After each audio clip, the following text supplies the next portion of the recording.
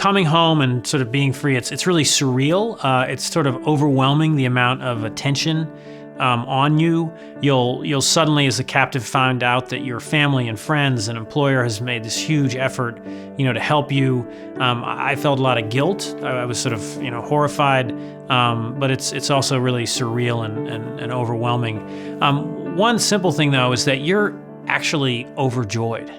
You can eat when you want. You can go to the bathroom when you want. And one of the funniest reactions people have and will say to the captive when they come home is, "Oh my God, it must be so hard to come back. It must be so, traumatic." And it's like, no, it's absolutely fantastic.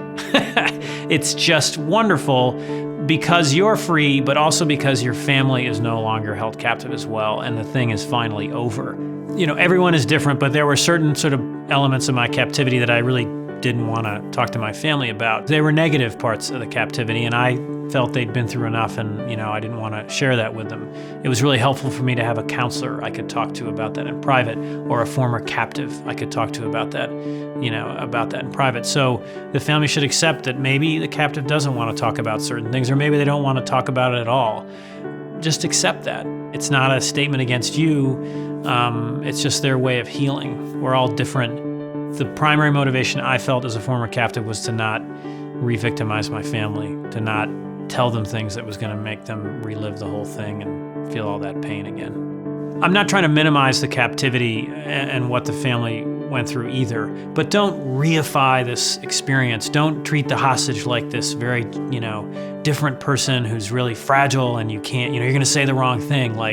Just embrace them and tease them and make fun of them and be yourselves again, because that's what they've wanted. That's what they've wanted through all this time, and they don't want to let the captors and the captivity sort of destroy, their relationship with their family. Don't be afraid. Just be yourself.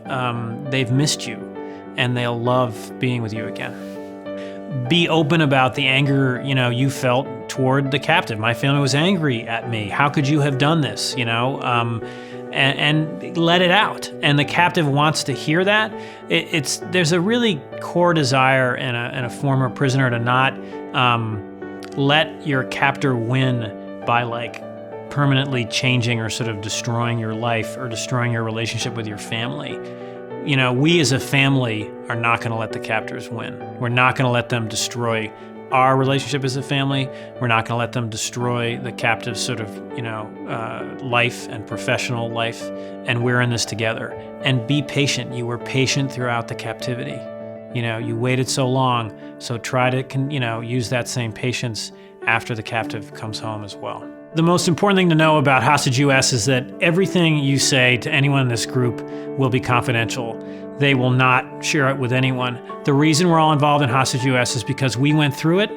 We remember how important our privacy was, and the last thing any of us will ever do is share anything with anyone that you don't want us to share. We do this because we understand what you're going through, and we just want to help. So please reach out. You need the help. Helping helps the captive, it helps the family, and you can trust us. And we really do have advice that can help you navigate this completely impossible situation you face.